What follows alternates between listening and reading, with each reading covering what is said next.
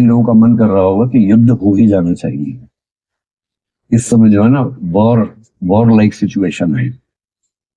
एक बात हमेशा ध्यान रखनी है, अगर युद्ध हुआ तो फायदा किसको होगा? सेनाओं को फायदा होगा, विशेष रूप से बाहर की सेना। भारत की सेना भारत के सिविल एडमिनिस्ट्रेशन के अंडर काम करती है।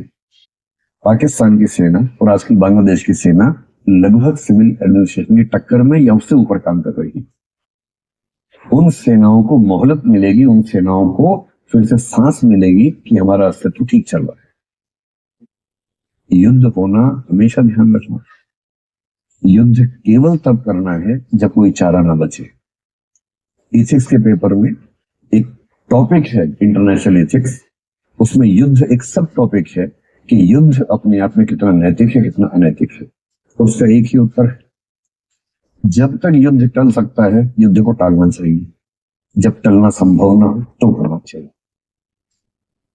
साहिर साहब ने एक बड़ी अच्छी नज्म लिखी थी जिसमें उन्होंने कहा, जंग तो खुद एक मसला है, जंग क्या मसलों का हल देगी।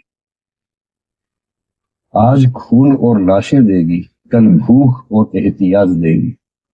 इसलिए ए शरीफ लोगों, जंग टलती रहे तो बेहतर है, हमारे और आपके घरों में शम्मा जलती रहे तो बेहतर है। ये होना चाहिए दिमाग का स्टैंड। लेकिन लेकिन आत्मसम्मान, आत्मरक्षा बहुत जरूरी मसले हैं। और जब ऐसी नौबत आ जाए कि ये कोई रास्ता नहीं बचा है, तब युद्ध करना जरूरी होता है। लेकिन ये क्लियर होना चाहिए कि ऐसी नौबत आ गई। बहुत अच्छे अच्छे लोगों ने, एक बहुत अच्छे दार्शनिक हुए थे नीचे, एक बहुत अच्छे दार्शनिक हुए थे हेराक्लाइटस, इन सब लोगों ने कहा कि कभी कभी किसी समाज के जिंदा रहने के लिए युद्ध बहुत जरूरी होता है।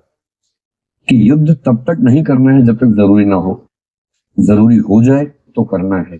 और करना है तो युद्ध की नैतिक जिम्मेदारी उसकी नहीं है जिसने आत्मरक्षा में किया है, युद्ध की नैतिक जिम्मेदारी उससे है जिसने युद्ध पैदा करने की कंडीशंस क्रिएट की है।